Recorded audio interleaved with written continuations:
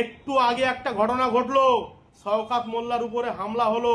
ভোগালী 1 নম্বর অঞ্চলে উত্তর কাশীপুর থানার অন্তর্গত এই শওকত মোল্লা আমার লোকজন নিয়ে এই বেশ কিছুদিন পাওয়ার দেখাচ্ছিল। আমি যখন থেকে এর পাশ থেকে সরে এসেছি, এর বিপদ ঘনিয়ে এসেছে। আগামী দিনে একে সরকার যতই সিকিউরিটি দিয়ে রাখুক,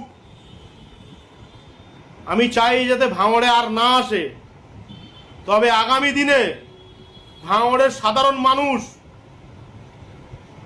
কাঁচা কঞ্চি রেডি করছে সরিষার তেল দিয়ে, এর পিঠের ছাল এক পর্দা করে তুলে নেবে। এটা ভাঙড়, এটা ওর বাপের পৈতৃক সম্পত্তি না, এটা ক্যানিং না। ও তো একটা জলকারে ডিউটি করে খেত, আমার কাছে যতটুকু খবর আছে, আর একদম জেনুইন খবর, ক্যানিং থেকে উঠে আসা। ও জলকারের একজন মাতচোর ছিল, ও জলকারের একজন ডিউটিম্যান ছিল। এত প্রভাবশালী ও কোথা থেকে হয়েছে, আগামী দিনে ওকে জবাব দিতে হবে। আমার কাছে এ খবরও আছে, ওকে জেল খাটানোর জন্য আমি অনেক চেষ্টা করেছিলাম, কিন্তু কোনো এক বিজেপি নেতার কাছে গিয়ে 1 কোটি টাকাও দিয়ে এসছে যাতে ও জেলে না ঢুকতে হয়। কিন্তু আগামী দিনে ওকে জেলের ভাত খাওয়াবই আমরা, ওকে কোনো অ্যাঙ্গেল থেকে ছাড়া হবে না।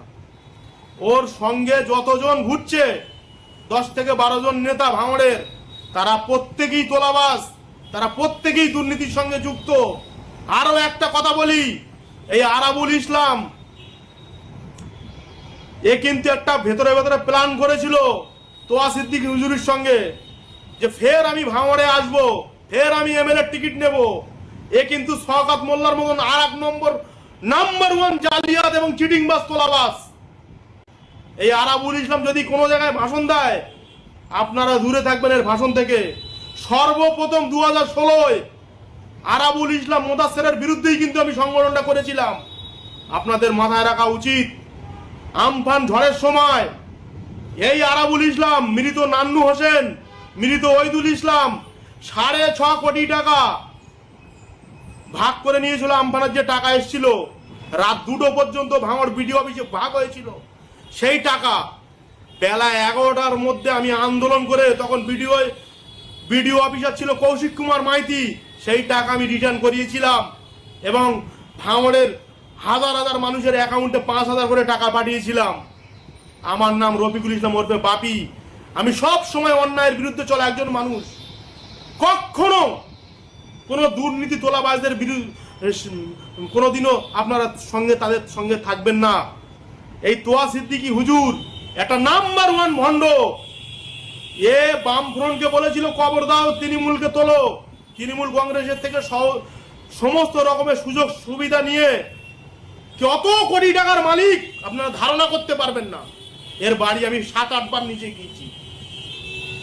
এ তাজমহল নির্মাণ করেছে, 50 থেকে 60 খানের বাড়িতে গাড়ি আছে, আর কত কোটি টাকা এর কাছে অবৈধ সম্পত্তি আছে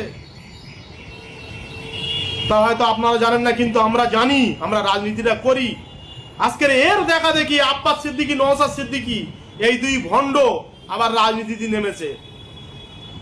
এরা বুঝে গিয়েছে যে জলসা করে বেশি টাকা ইনকাম করা যাবে না, রাজনীতির মতন ফায়দা কোনো কিছুতে নেই। কিন্তু আপনারা আমাকে বিশ্বাস করুন, আমি যত টাকা নিয়ে রাজনীতিতে ঢুকবো, প্রত্যেক 5 বছর অন্তর আপনাদের আপডেট দেব যে আমি কত টাকা করে আমার নিজের অর্থ কমে যাচ্ছে। আমি কখনো নিজের জন্য ভাবি না, সব সময় আমি গরিব মানুষের জন্য ভাবি, সাধারণ মানুষের জন্য ভাবি। সাধারণ মানুষ কিভাবে সুখে শান্তিতে থাকবে, এই নীতি আমার ভিতরে নেই। হাতের 5টা আঙুল সমান হয় না। আমি সেই ধরনের একজন ব্যক্তি। আজ কত মানুষ আমাকে ফেসবুকে বাজে বাজে কমেন্ট করলো, আমি নাকি মাতাল, আমি নাকি গাঁজাখোর। আমার ইন্টার লাইফে গাঁজা কি জিনিস, মদ কি জিনিস আমি কোনোদিনও চোখই দেখিনি আজ পর্যন্ত। কেন আপনারা এই ধরনের মিথ্যা কমেন্ট করছেন? অনেকেই কমেন্ট করছে যে আমি নাকি পাগল। আমি একটা কথা আপনাদেরকে বলি, আমি কিন্তু সায়েন্সের একজন স্টুডেন্ট।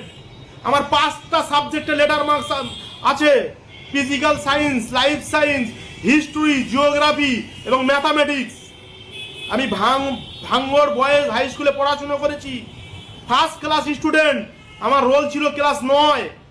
আমার যারা বন্ধু বান্ধব আছে তাদের থেকে আপনি শুনে নেবেন। আপনারা তখন ভাঙড়ে হাই স্কুলের হেডমাস্টার ছিল ফুলবাড়িতে বাড়ি লতিফ স্যার, তার থেকে শুনে নেবেন। আমার যারা টিউশনি মাস্টার ছিল জবেদ স্যার, আলামিন স্যার, আফসেস স্যার, সাংসারে বাড়ি আবু হোসেন স্যার, তাদের থেকে শুনে নেবেন আমার বায়োডাটাটা। কখনো আপনারা আমাকে এই বাজে কমেন্ট করবেন না দয়া করে, আমি সেই ধরনের মানুষ না। আপনারা কেন এই 500-5,000 টাকার জন্য আমার কোনো প্রোফাইলে এসে আপনারা বাজে কমেন্ট করছেন? এইগুলো আপনাদের উচিত হচ্ছে না। কেন একজনের সম্বন্ধে না জেনে তার মা মাঝি নেড়ে গালাগালি দিচ্ছেন? আমার মা আপনাদের কাছে কি অন্যায়